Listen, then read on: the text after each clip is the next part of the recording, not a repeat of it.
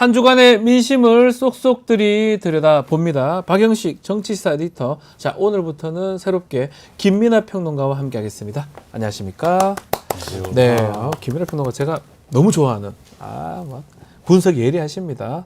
오늘 또 면도도 하고 이제 오셨던 것 같은데 인사 좀 부탁드리겠습니다. 평소에 면도를 안 하신단 말이에요. 딴 데서 봤을 때는 또 이렇게 깔끔하게 오시진 않는데 감사합니다. 예.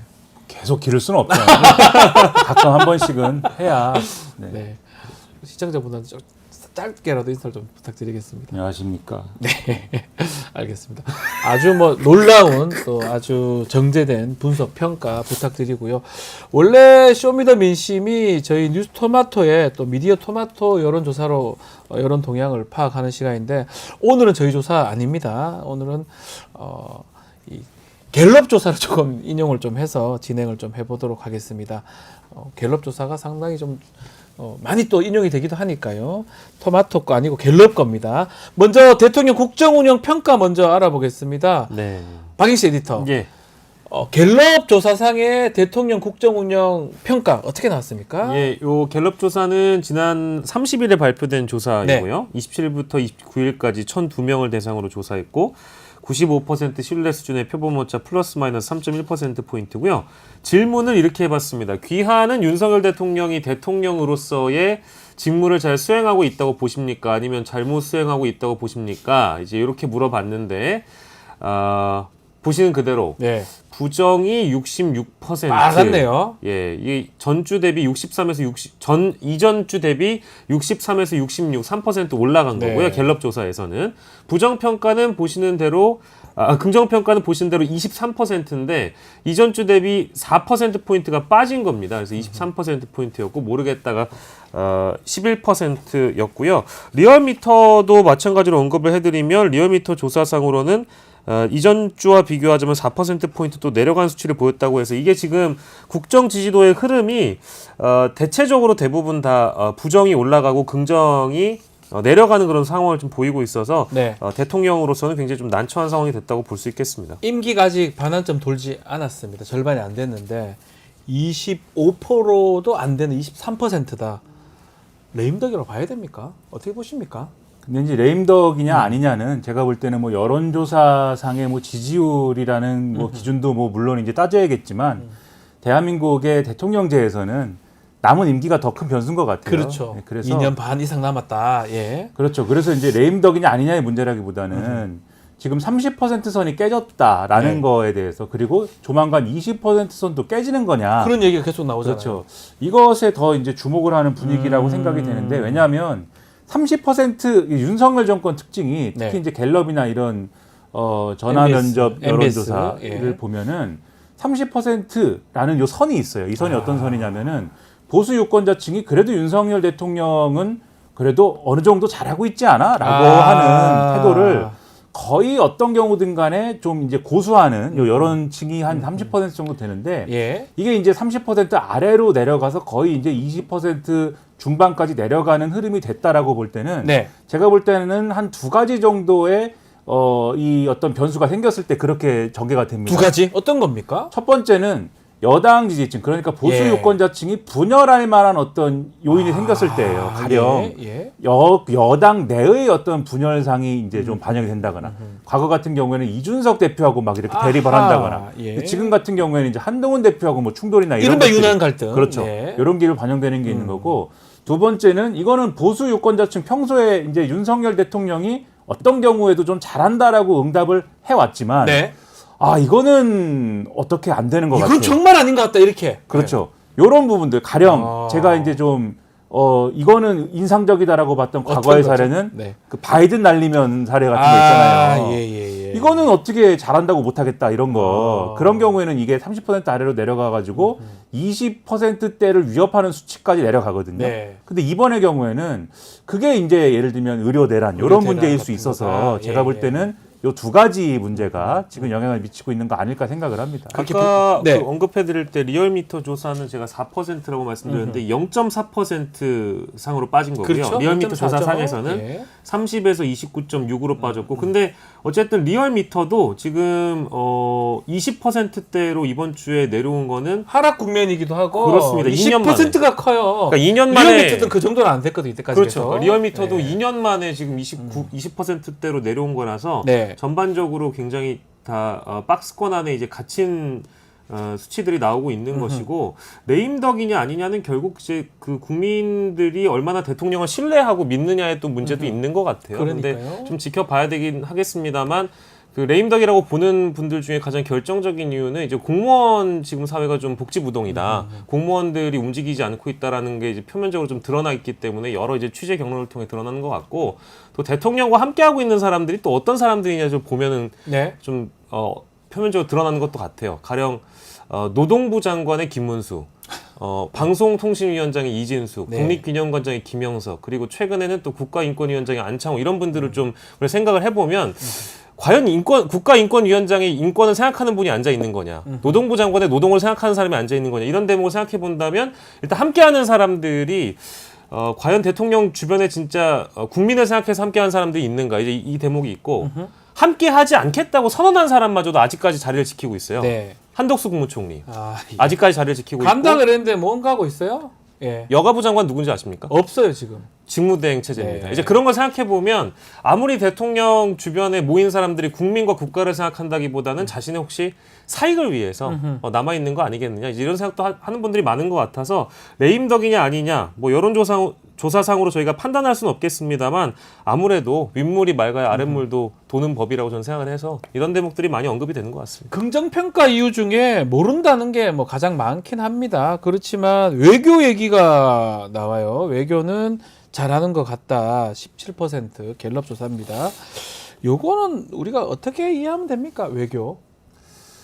사실 이제 질적 평가를 하면 네. 우리가 여론조사 이제 전화가 왔을 때 네, 네. 윤석열 대통령 잘하느냐 못하느냐를 묻고 그러면 네. 잘한다라고 답한 사람이 왜 잘하냐고 물을 거 왜 아니에요. 잘하냐고 물었는데 1등이 모른다고 2등이 외교지 않습니까? 근데 예. 요 왜 잘하냐라고 물었을 때 예. 그 응답하는 사람이 예. 자 내가 여론조사 전화를 받았으니까 이제부터 윤석열 정권 뭘 잘하고 뭘 못했는지 이제부터 점수를 매겨봐야 되겠다. 다면 평가를 막 지금부터 해가지고 응답을 하는 게 아니잖아요. 예, 예, 예. 쭉 이제 불러주는 것에 대해서 또는 내가 생각나는 거에 대해서 이제 이 이유를 대는 건데 내가 어떤 이유를 댈 것이냐. 사실 이제 모른다고 응답한 분들은 상대적으로 제가 볼 때는 솔직한 분들이고 그러니까 답은 했는데 긍정적 답은 했는데 뭐냐? 아유 모릅니다 이렇게 한 거네요. 그렇죠. 그러니까 그분들은 상대적으로 네. 솔직하게 응답을 한 분들이고 네. 경제를 잘한다라고 얘기하기에는 지금 이제 민생의 현실이 예, 맞습니다. 사실은 피부로 느껴지는 게 그렇지는 않고 이 응답자의 네. 상황상 나머지 부분들도 마찬가지인 거예요. 이거를 네. 잘한다라고 얘기하는 결단력, 추진력, 뚝심 이런 거를 초반에는 이제 이런 것도 잘한다라고 얘기할 수 있었는데 최근에 이제 여러 가지 전국의 흐름상 결단력이나 뚝심을 잘한다고 할 수 있을 것이냐, 너무 대통령 일방적으로 가는 거 아니냐 네. 이런 생각도 들고 하니까 이건 또 잘한다고도 못 하겠고 네. 근데 외교라는 거는 사실 응답자의 어떤 이 입장이 돼 보면은 나의 일상하고 딱 봤을 때는 피부로 느껴지는 얘기는 아니거든요. 당장은 느껴지지 않죠. 그렇죠. 예, 그리고 예. 대통령이 외교 행보를 하면서 사실 우리가 어떤 평론가 내지는 전문가의 시각에서는 비판할 거리도 많고 여러 가지 뉴스도 있고 합니다만은 그냥 여론조사 응답하는 일반 시민의 입장에서 국민의 입장에서는 뭐 하나하나 이 외교가 이래서 잘못됐고 저래서 잘못됐고 할 건 또 없는 거예요. 예. 크게 뭐 이렇게 어떤 논란이나 사고를 매일같이 치고 있는 뭐 그런 상황은 아닌 것처럼 보이는 거 아닙니까? 예, 그러니까 예. 사실 잘한다라고는 해야겠는데 아하. 사실은 태도가 먼저 결정이 돼 있는 거죠. 잘한다고는 해야겠는데 이유를 대라고 하니까 이제 모른다라고 하는 것 1등, 그 다음에 외교 이런 현상이 사실은 제가 볼 때는 큰 차이가 없는 질적으로 평가하면 어쩌면 당연한 거다 이러네요. 할 게 모르- 없으니까 모른다와 외교가 같은 사실은 거다. 큰 차이는 없는 답변일 수도 있다. 네네네. 그렇게 봐야 되는 거예요. 체감을 못 하셨을 예, 수도 예. 있겠습니다만 예. 이분들이 실제 체감할지도 몰라요. 본인들이 살고 있는 국가가 심리적 지에이시라고 느끼실지도 모릅니다. 그리고 이제 실제 그 출장 횟수가 외교 성과와 비례되는 것처럼 느낄 수 있게끔 정부와 국민의힘 쪽에서 예산을 많이 들여서 최근에도 어떤 대통령의 외교 성과를 굉장히 많이 홍보를 하고 있습니다. 그러니까 제가 지금 살고 있는 그 지역 자체가 일단 국민의힘에게 유리한 지역은 아닌데 네. 당협위원장들 플랜카드를 보면 전부 다 체코로 도배돼 있고요. 저도 체코 원전 마찬가지. 대한민국이 해냈습니다. 네, 맞아요. 24조 성과 올렸다. 이게 다 지금 플랜카드거든요. 그리고 역세권 주변에 있는 그 5개 광고물들을 보면 대부분 대통령이 해냈다라는 그런 정부 부처의 예산 그 광고들 이런 것들이 다 돌아가고 있거든요. 이제 그런 것들을 보시는 분들은 내가 지금 심리적 지혜에 살고 있구나. 이제 이런 체감을 하실 수도 있겠다라는 생각도 좀 기본적으로 좀 들고 네. 아무튼 뭐 외교의 경우에는 여론조사상으로 반영될 때 보면 지금 윤석열 정부만 그랬던 게 아니고요. 아하. 문재인 정부 때도 박근혜 정부 때도 뭘 잘하냐고 물어보면 잘하고 있다라고 응답하는 것 중에 가장 상위권을 차지했던 건 늘 외교였습니다. 민생이 안 좋으면 그 대목은 꼭 말씀드리죠. 지금 두 분 말씀처럼 잘 모르겠네. 외교는 잘하는 것 같지? 이렇게 할 것 같은데 외교 얘기 하나 좀 더 하면 기시다 총리 일본 총리가 이번 주 내일인가요? 모레 방한합니다. 이걸 방한했을 때 지지율에 긍정적으로 미칠까요? 어떻게 보십니까? 저는 여기서 지지율에 긍정적인 영향을 미친다라는 거는 예를 들면 지지율에 명확하게 이 사건 때문에 즉 기시다 후미오 총리의 방한 때문에 이 지지율이 상승했다. 네. 이렇게 볼만한 게 이제 좀 나와야 되는 거지 않습니까? 그러니까요. 그러니까 오차 범위 내의 상승이라든가 이런 게 아니라 명확하게 이것 때문에 상승했다라는 그 연관관계가 확인이 돼야 되는 건데 저는 그 정도 사안은 아닐 것이다라고 생각을 하는 게 네. 지금 기시다 후미오 총리가 와가지고 이 한국에 좋은 일을 뭐 특별히 해줄 거는 지금 없는 거거든요. 네. 오히려 이 윤석열 대통령 입장에서의 앞으로의 한일 관계에 대한 구상에 도움이 되는 얘기는 해줄 수는 있습니다. 가령 맞아요. 한일 간의 군사 협력을 강화하는 어떤 첫 발을 내딛는 뭔가를 이제 약속을 해준다든지 네. 그리고 또는 뭐 앞으로 내년에 뭐 어떤 구상들이 있을지 모르겠습니다만 네. 한미일의 협력을 강화하는 데 있어서 우리가 함께 협력을 해본다든지 뭐 이런 얘기는 할 수는 있을 것인데 근데 요거는 결과적으로 우리가 전문가들이 평가를 하면은 일본 입장에서는 앞으로 뭔가 이제 안보 환경을 더 이제 강화하는 데 있어서 도움이 될 수 있는 어떤 요인일지 모르지만 한국의 안보 환경을 얘기했을 때 꼭 이게 도움만 되는 것이냐 이거는 기회 요인이 뭐 굳이 찾자면 찾을 수도 있는 것이지만 그만큼 위험 요인이 커지는 측면들도 분명히 있는 오히려, 거거든요. 그러니까 전문가들이 이런 부분을 지적을 할 것이기 때문에 그럼 왜 계속해서 윤석열 정권은 대일 외교에 있어서 내주기만 하는 거냐 이런 논란이 반드시 같이 불거질 거예요. 그렇기 때문에 이건 또 대통령이 해외 순방을 통해서 내가 좋은 뭔가를 세일즈를 하고 있어 이런 거와는 또 차원이 다른 거거든요. 이거는 또 기시다 후미오 총리 오는 거기 때문에 그래서 논란이 있는 대일 외교에 추가적으로 논란을 더 불러일으킬 수도 있는 부분이어서 추가적인 뭐 여론조사상의 어떤 지지율 상승 이런 것들은 기대하기가 어렵지 않을까 싶습니다. 것이다. 뭐 이번 방안이 이제 기시다 후미오 총리가 사실상 본인이 원해서 오는 거라고 알려지긴 했습니다만 기시다 후미오 총리 얼굴 봐서 지금 현 시점에 기분 좋은 대한민국 사람 혹시 있을지는 전 잘 모르겠어요. 적을 것 같아요, 그죠? 왜냐하면 지금 뭐 최근 불거지는 논란도 뭐 사도광산 전시실에다가 뭐 제 말이요. 한국인을 이것도 나빠지지 않을까 멸시하고 싶어서 조롱하는 그런 전시물들을 또 올려놨다고 하잖아요. 그러니까 뭐 군함도 때나 사도광산 때나 일본은 지금 우리 뒤통수를 후려친 격이 되니까 지금 그 시점에 또 와가지고 대통령이랑 밥 먹는다는 거 아니겠습니까? 그러니 뭐 독도 논란이나 뭐 이제 과거 역사 논란이나 이런 것들이 다시 한번 우리 국민들의 뇌리에 떠올릴 수밖에 없는 그런 효과가 있기 때문에 지지율에 뭐 좋은 영향을 전혀 안 끼칠 것 같고요. 더불어서 뭐 이제 물컵의 절반을 기시다 후미오 총리가 와가지고 채워준다고 하나요? 잘 모르겠습니다. 근데 그 물컵 절반은 더 달라고 하겠죠. 한컵 더 달라고 하는.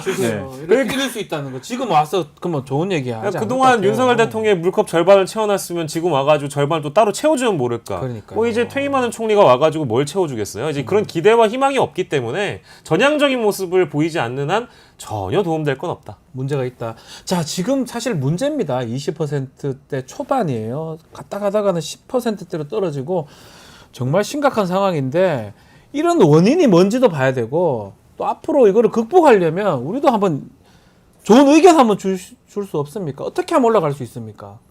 지금 대통령이 가장 먼저 지금 해소를 해야 되는 어떤 조건은 대통령의 일단 그러니까 지금 고쳐야 될 것을 얘기를 하면은 진보 보수를 가리지 않고 언론 쭉 보면은 뭘 고쳐야 될지는 1부터 100까지가 쭉 나와 있습니다. 과제가. 100가지나 있습니까? 그렇죠. 지금 예.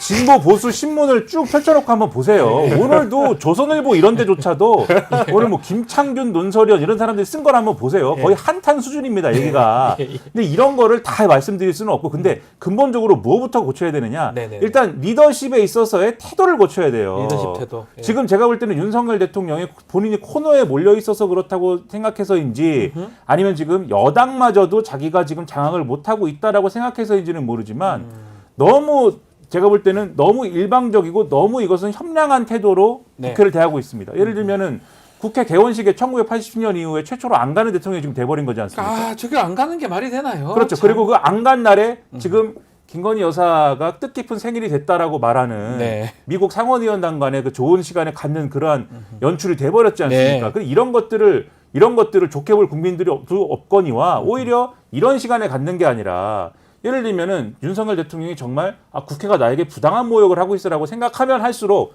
더 예를 들면 국회에 다가가서 그런 상황임에도 불구하고 나는 그런 상황이지만 협치를 요구합니다. 오히려 이렇게 대담한 스타일로 나가야 네. 그래야 다음 수가 생기는 거거든요. 근데 모든 것을 꾹 닫고 오히려 이런 상황이기 때문에 난 싸워야 한다. 야당과 싸운다. 국회와 싸운다. 여당과도 싸운다. 지금 전선이 너무 넓어져 있는 상황이기 때문에 그래서 수가 안 생기는 거예요, 지금. 수가 안 생긴다. 그래서 답이 없다. 뭐라도 하려면 일단 이 기본적인 모든 것과 싸우겠다는 태도부터 바꿔야 뭐라도 할 수 있는 공간이 열린다. 그것부터 바꿔야 됩니다. 과거에 태도. 그 김종혁 그 원외위원장이었죠. 지금 최고위원 하고 있죠. 예, 김종혁 조직부총장이었나요? 아무튼 이분이 과거에 하신 말씀이 있어요. 네. 그때 말씀이나 지금 말씀이나 유효합니다.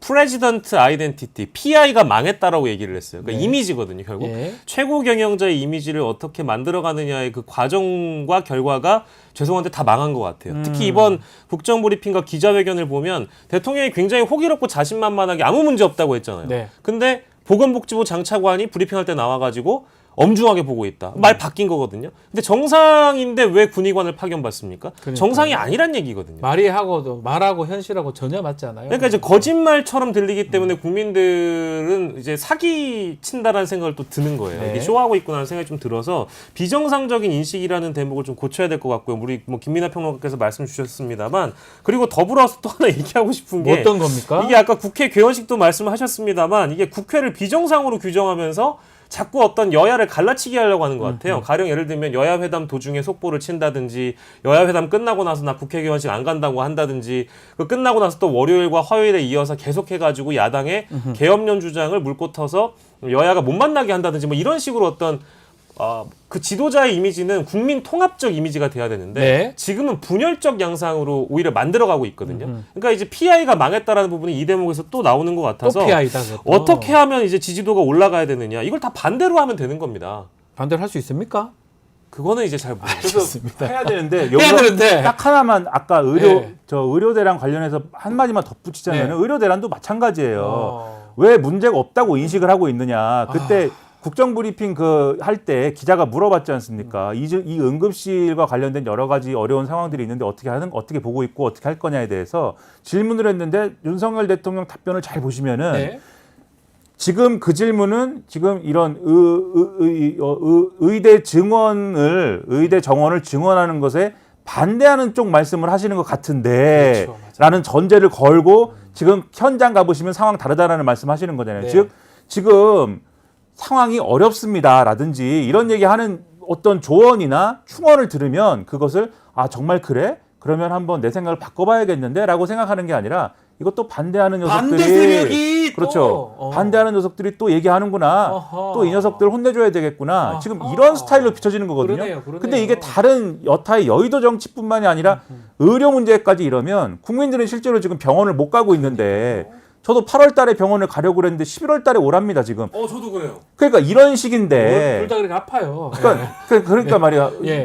삶이 힘들. 예. 육체와 정신이 다 힘든데. 주위에 진짜 많아요, 이런 분들이. 예. 그러니까요. 육체도 힘들고 정신도 힘든데 아무튼 그런 상황인데 이런 얘기를 들으면 국민들이 어떻게 생각하겠습니까? 그러니까요. 그러니까 스타일을 바꾸는 것부터 시작을 해야 되는데 이걸 못 바꾸면 제가 볼 때 이 정권 앞으로 상당히 어렵다. 쉽지 않다. 아니 그리고 예. 제가 아까 PI 얘기를 했습니다만 대통령이 한 입으로 지금 두말하시고 어제는 맞고 오늘은 틀리고 어제는 틀리고 오늘은 맞고 이런 행보 많이 보인다고 했잖아요. 특히 뭐 대통령이 A라고 얘기했는데 참모들이 B라고 얘기하거나 내각에서 C라고 얘기하거나 이런 방식이 많아요. 근데 어제 같은 경우만 하더라도 대통령이 아산병원을 방문을 했다고 합니다. 네. 그렇죠? 그리고 이제 응급실을 방문한 사람이 순서대로 한동훈, 이재명 대통령이 된 건데 네. 저는 이거를 대통령실에서 지난주부터 예고했던 스케줄이고 원래 이제 그 가려고 했던 방문이었다라고 얘기하지만 그건 잘 이제 제가 믿기는 좀 어려울 것 같고요. 다만 지금 타이밍에서 보면 대통령이 지금 판단했던 의료 현장에 대한 인식을 국민으로부터 따가운 눈총을 받고 비판을 받고 심지어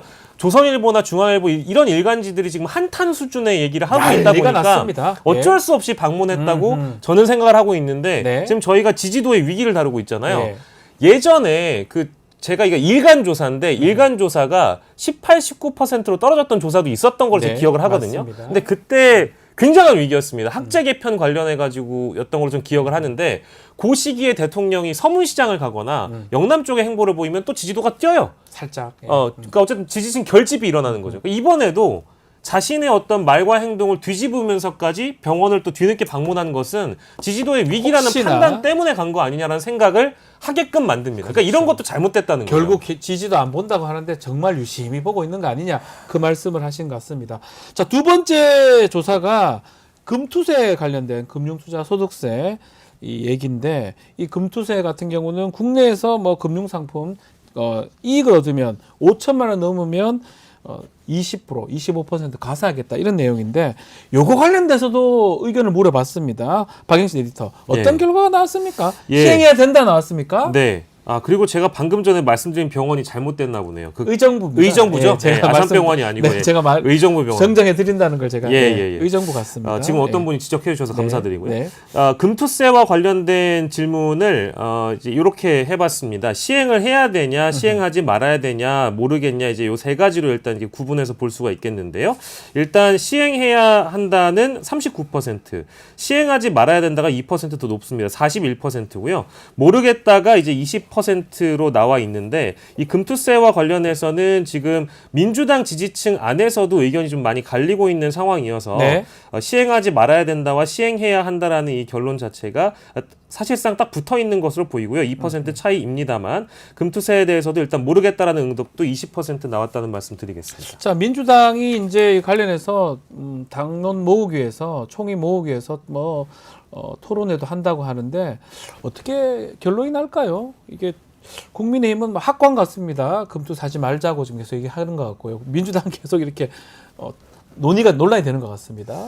근데 물론 뭐 얘기를 끝까지 해봐야 알겠지만 네. 가닥을 잡는 거는 어쨌든지 간에 예를 들면 폐지나 이런 쪽은 아닌 거지 않습니까? 네. 지금 상황은 폐지가 아니라 완화나 또는 뭐 유예나 유예나 뭐 이런 완화. 식으로 예. 얘기를 하는 거 1억 같은데 이상 뭐 그렇죠. 부과하겠다. 근데 아마 완화 정도로 가닥을 잡는 것 같아요. 왜냐하면 금투세를 완전히 뭐 도입을 안 하기로 하는 거는 이제 무리인 것 같고 왜냐하면 애초에 거래세 체제에서 지금 금투세 체제로 넘어가는 과정으로 이제 상정을 했던 거고 그렇죠. 이것은 충분히 어쨌든 뭐 여러 가지 제도 자체에 대해서는 여러 가지 논란이 있습니다만 도입하기로 한 거고 도입 중인 과정인 거지 않습니까? 네. 거래세는 계속 줄여가지고 2025년 되면은 없어지는 거 아니에요? 사실상 거래세는 없어지는 것이 진행 중인 것이기 때문에 지금 상황에서 그러면은 금투세를 예를 들면은 도입하는 것을 폐지하고 정부 주장대로 이 여당과 정부 주장대로 폐지하더라도 그러면 거래세를 되살리자는 거냐?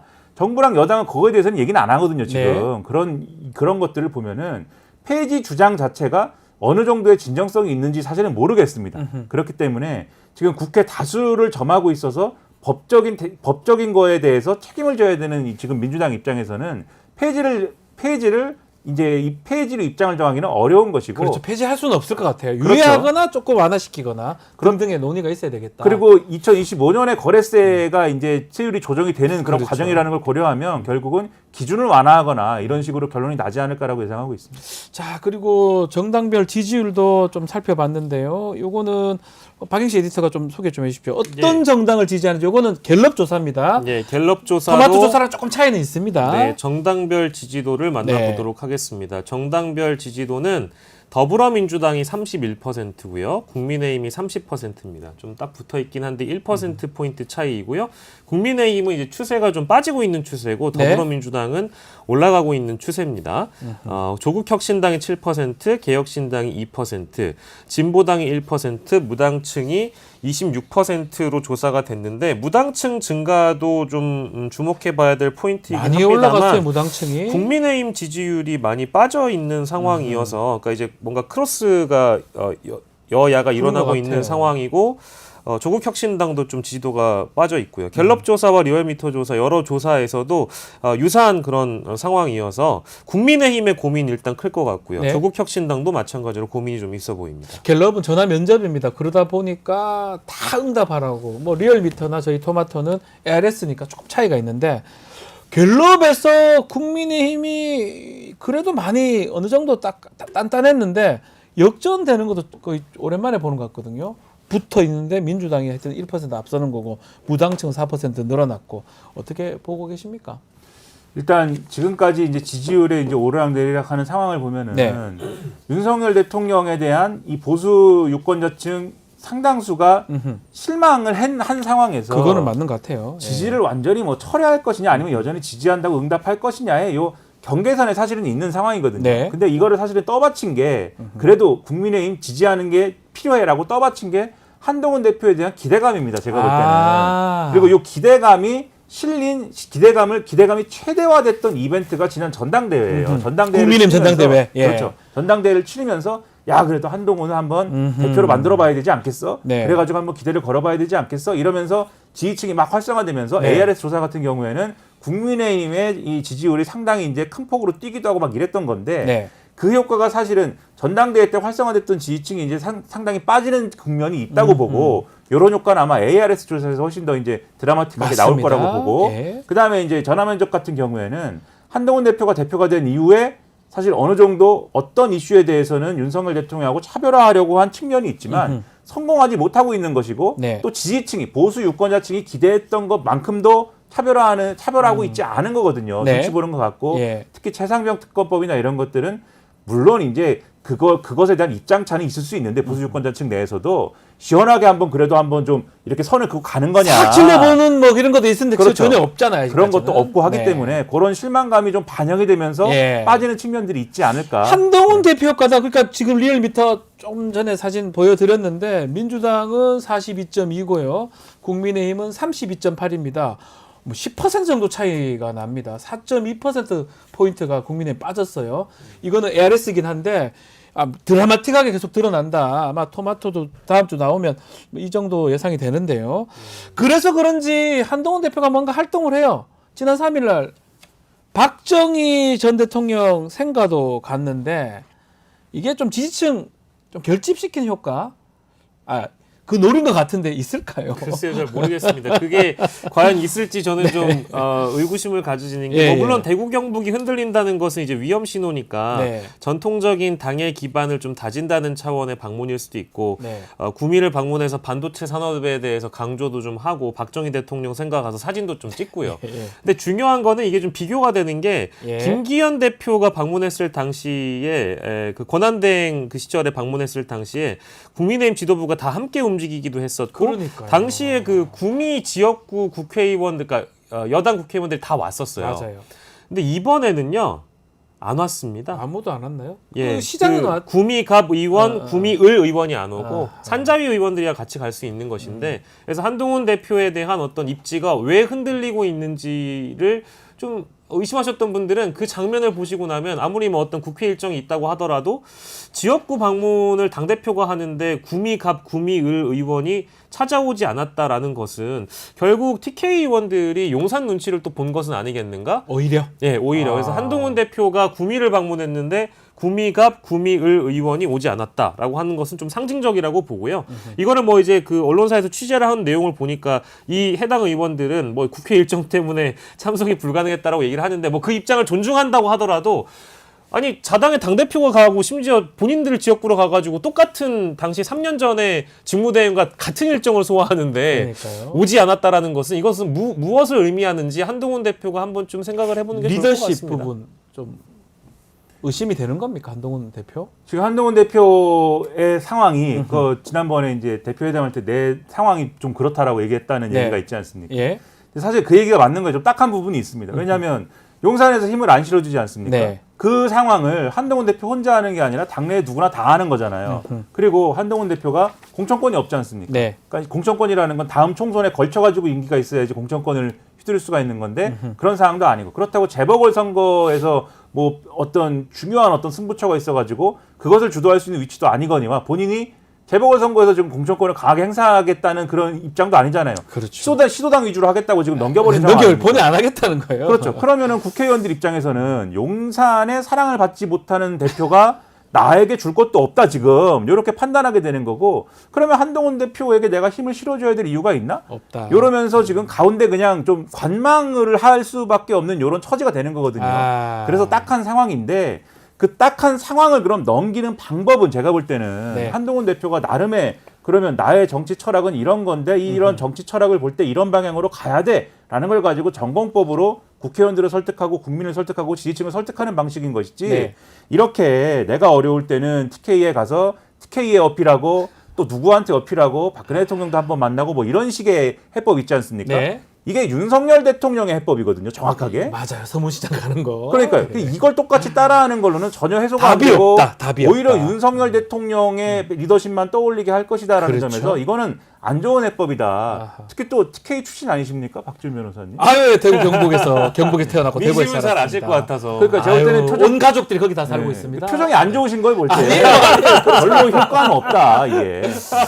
아유, 죄송합니다. 마지막 요 하나만 짧게 한번 짚어보겠습니다. 연금 관련해서 어제 발표가 됐는데 조원 CNI가 이거 연금 관련해서 세대별 차등화 방안 공감도 조사인데 이거 결과만 우리 예. 박영식 에디터가 좀 소개 좀 해주십시오. 예, 스트레이트 뉴스 의뢰로 2,003명을 조사한 결과입니다.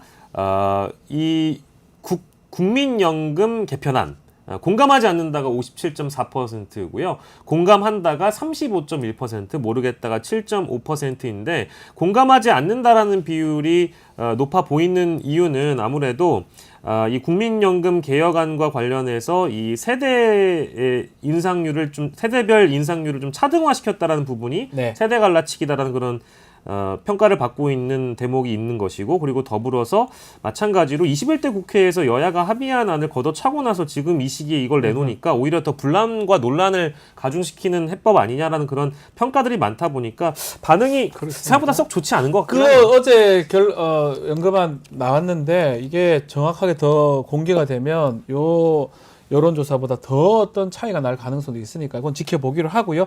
오늘 말씀은 여기까지 듣겠습니다. 두 분 오늘 김민하 평론가님 고생하셨습니다. 아닙니다. 계속 나와주십시오. 글쎄요, 뭐. 뭘 그렇게 세웁니까? 저한테는 그동안 한 번도 고생했다는 얘기 안 하셨는데 김평론가님한테 하시잖아요. 처음 나왔으니까. 자, 김민하, 박영식 에디터 두 분 함께했습니다. 고맙습니다. 감사합니다. 자.